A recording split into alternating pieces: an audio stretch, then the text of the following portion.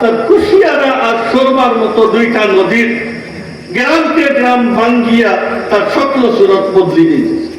একদিকে গরিব মানুষ দেউলিয়া হইতেছে, আর একদিকে এখান থেকে উঠে গিয়ে ক্ষেতের জমিতে আপনার বাড়ি বানাইতেছে।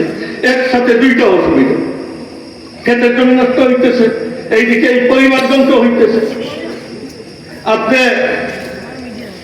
লুবারা মন্তালগ্রাম থেকে শুরু করেন, গ্রাম থেকে শুরু করেন, আর একদম দেওয়ালের চক পর্যন্ত যান, কতটা গ্রামের অবস্থা আপনি হাঁটিয়ে দেখেন।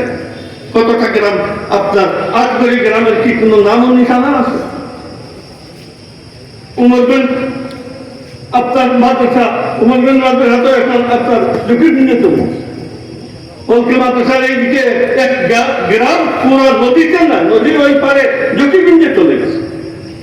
কি এই দেশে এতদিন পর্যন্ত কেউ সুরমা নদীতে ব্লক ফেলে মানুষের গ্রামগুলোকে হেফাজত করার এই প্রোগ্রামটা কেউ নিতে পারল না এত বছরে?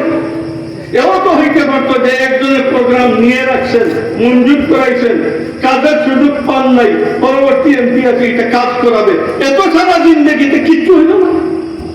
ইয়াতকে এখন পর্যন্ত এই ধরনের কোন প্রোগ্রামের কিছুই হয় নাই, মঞ্জুরও হয় নাই, গভর্নমেন্টের লিস্টে কোনো নামও উঠে নাই। এই রকমের জায়গায় কুশিয়ারায় একটা বাদ দিল, এই ওই দিন গিয়ে দেখি আসলাম জকিগঞ্জের শহর থেকে 2 হাত উপর দিয়ে কুশিয়ারার আপনার পানি প্রবাহিত হইতেছে।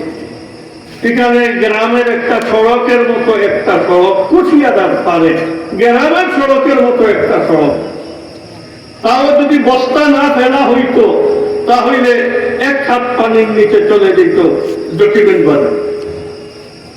কি আজ পর্যন্ত কেউ তার স্থায়ী সিদ্ধান্ত সমাধানের কোন ব্যবস্থা করতে পারল না? মুন্সিরবাজারের এখানে ব্লক ফেলারও আপনার উদ্যোগটাও কেউ নিতে পারে।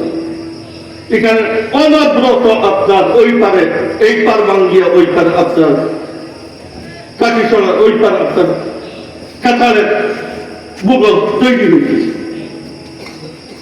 আমাদের প্রথম নম্বর